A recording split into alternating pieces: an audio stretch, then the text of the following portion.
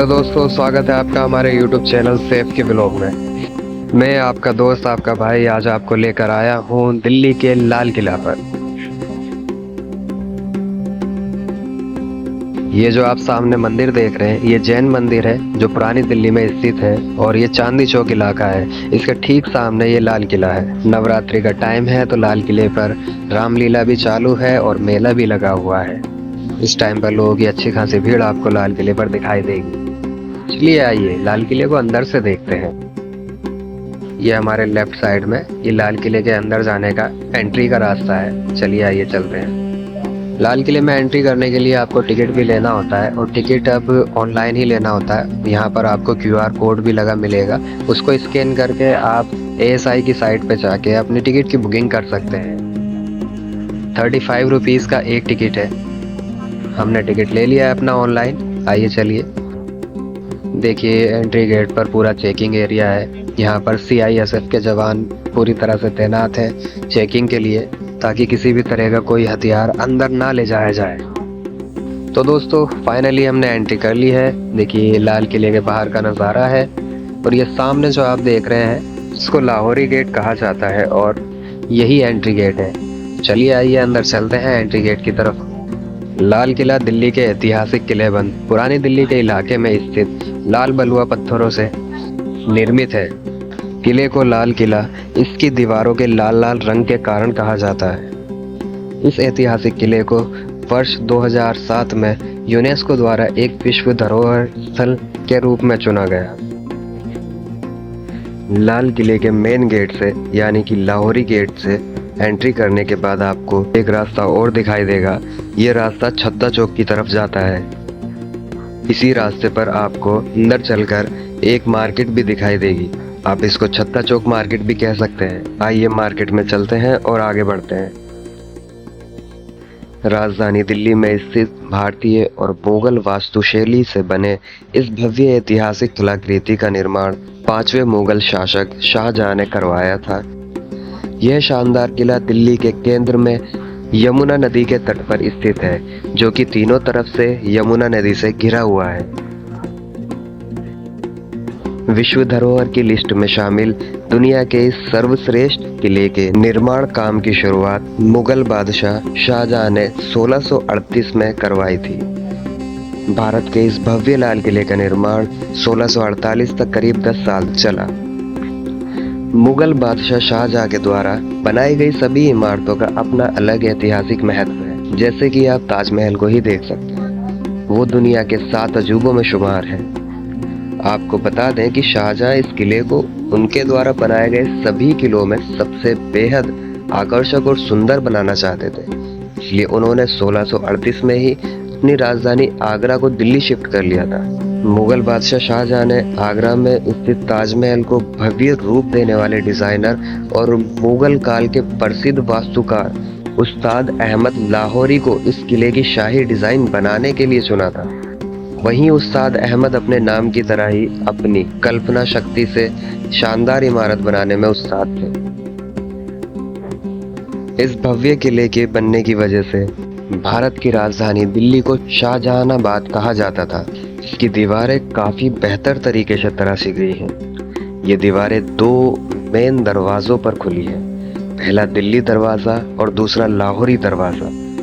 लाहौरी दरवाजा इसका main entry point है। इसके अंदर एक लंबा बाजार है, चट्टा चौक, जिसकी दीवारें दुकानों से कतारित है, मतलब काफी दुकानें लगी हुई। इसके बाद एक बड़ा खुला स्थान है, खुली जगह है। भारत की राजधानी दिल्ली में स्थित लाल किला देश की आन बान शान और देश की आज़ादी का प्रतीक है। 1648 में बने इस भव्य किले के अंदर एक बेहद सुंदर संग्रहालय भी बना हुआ है, मतलब म्यूजियम बना हुआ है। करीब 250 एकड़ जमीन में फैला हुआ ये भव्य किला मुगल राजशाही और ब्रिटिशर्स के खिलाफ गहरे संघर्ष की दास्तान बयान करता है।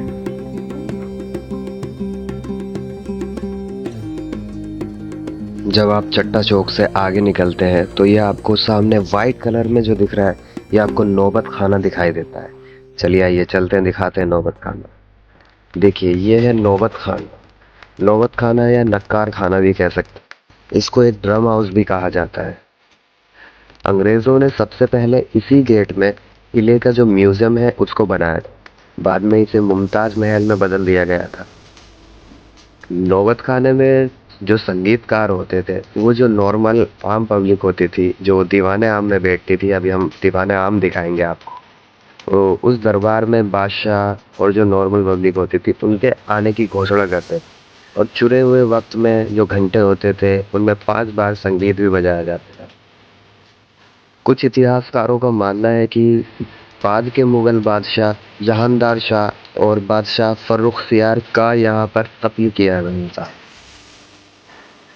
इस गेट के पार एक और खुला मैदान है जो कि मूलतः दीवाने आम का कोर्टयार्ड हुआ करता था। कोर्टयार्ड मतलब राजसभा भी कह सकते हैं, जहाँ पे आम लोगों के लिए दरबार लगता था बादशाह का। देखिए वो जो आप सामने देख रहे हैं यही दीवाने आम है। आइए चलिए वहाँ चलते हैं।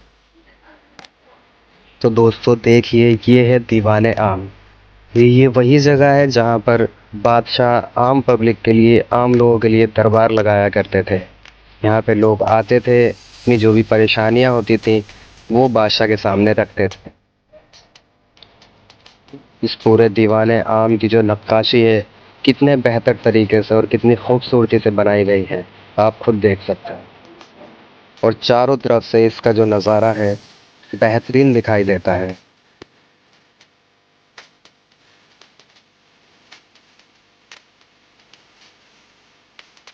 और ये दीवाने आम नौबत खाने के बिल्कुल सामने ही आपको दिखाई देगा जैसे ही आप अंदर की तरफ चलेंगे। दीवाने आम में जैसे ही आप ऊपर जाते हैं सामने ये देखिए आप शीशे के अंदर जो बंद है वाइट कलर में आपको सिंहासन दिखाई देगा। ये वही राजगद्दी, वही सिंहासन है जिस पे बादशाह बैठा करते थे और दरबार को आगे बढ़ाया करते थे। इसी सिंहासन पर बैठ के बादशाह सभी लोगों की, जो आम पब्लिक होती थी, उनकी परेशानियों को सुनते थे और उनको हल किया करते थे।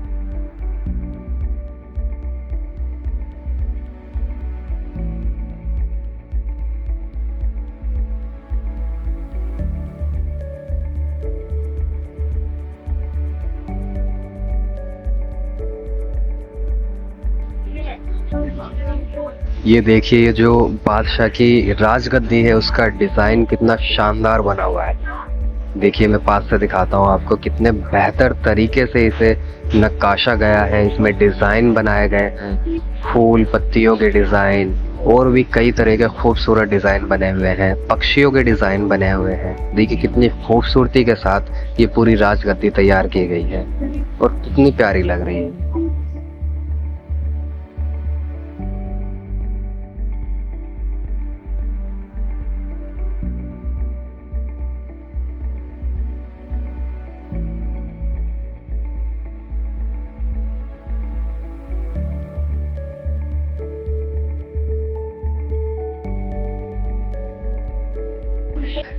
राजगद्दी के पीछे की तरफ यानी कि जो दीवाने आम है उसके पीछे की तरफ शाही निजी कक्ष बने हुए हैं। निजी कक्ष मतलब प्राइवेट रूम्स बने हुए हैं। इस एरिया में पूर्वी छोर पर जो पूरब की तरफ है,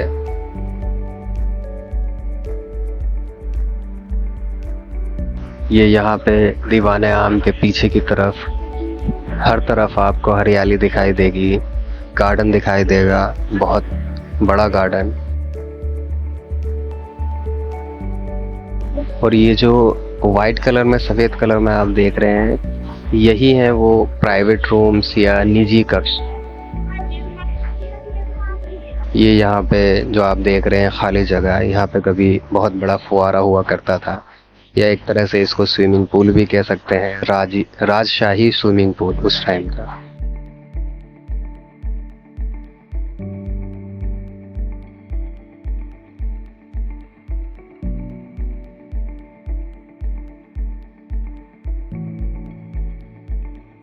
ये देखिए ये जो आप यहाँ पर देख रहे हैं, यहीं से नहर बहिश्त की शुरुआत होती है। देखिए आप ये जो देख रहे हैं मेरे सामने वाइट कलर में, ये है रंग महल। ये रंग महल मेनली शाही हरम के एक पार्ट के रूप में काम करता था। ये महल का वह हिस्सा था जिसमें शाही परिवार की जो महिलाएं होती थी, औरतें सदस्य होती थी, वो आराम कर सकती थी। शाहजहां के शासनकाल के दौरान इसे पैलेस ऑफ डिस्टिंक्शन यानी कि इम्तियाज महल के रूप में जाना जाता था। 1857 में किले पर अंग्रेजों के कब्जे के बाद रंग महल को कुछ समय के लिए मैस हॉल के रूप में इस्तेमाल किया गया था। इस रंग महल के बिल्कुल बीच से ही नहर बहिश्त बहती है या बहती थी। नहर बहिश्त का मतलब है स्वर्ग की धारा, यानी कि जन्नत की धारा कह सकते हैं, जन्नत की नहर, स्वर्ग की नहर कह सकते हैं। फर्श में खुदी हुई संगमरमर की बेसिन में बहती थी। रंग महल के नीचे एक तहखाना भी है, पहले था अब भी है, जो कि अब बंद है, जिसका यूज महिलाएं गर्मियों के दिनों में किया करती थी।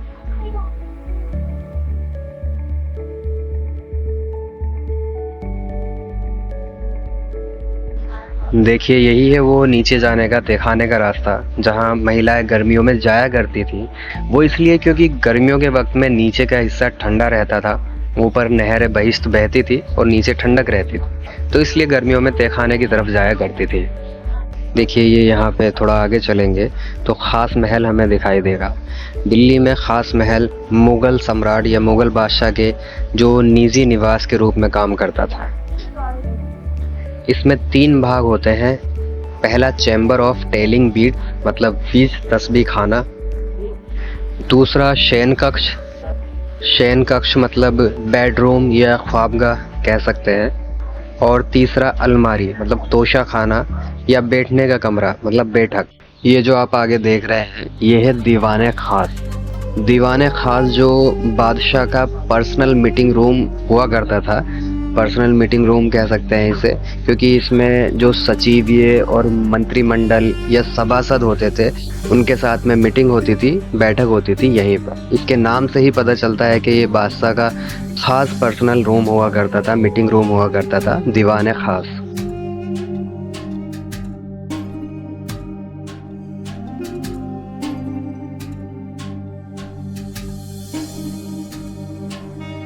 इसे 1648 में स्वागत समारोह यानी कि वेलकम सेरेमनी के लिए एक जगह के रूप में बनाया गया था, जहां पर मुगल बादशाह शाहजहां ने दरबारियों और रॉयल गेस्ट का वेलकम किया था।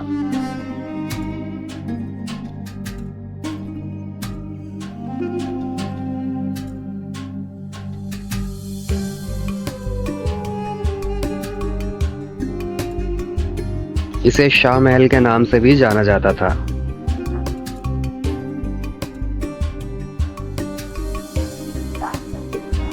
यहाँ से पश्चिम की तरफ अगर आप देखेंगे तो वहाँ पे एक मस्जिद बनी है जिसे मोती मस्जिद कहा जाता है। यह सन 1659 में बाद में बनवाई गई थी, जो औरंगजेब की पर्सनल मस्जिद थी। यह एक छोटी 3 गुंबद वाली तराशे हुए सफेद संगमरमर से बनी है। ये जो मोती मस्जिद के राइट साइड में आपको दिखाई दे रहा है यह हीरा महल है। सफेद संगमरमर का यह 4 भुजाओं वाला मंडप 1842 में बहादुर शाह सेकंड के शासनकाल के दौरान बनाया गया था। यह हयात बख्श बाग के दक्षिण की तरफ है, दक्षिण की तरफ लास्ट में है। ये यहाँ पर जो आप देख रहे हैं ये नहर बहिश्त का एंडिंग पॉइंट है।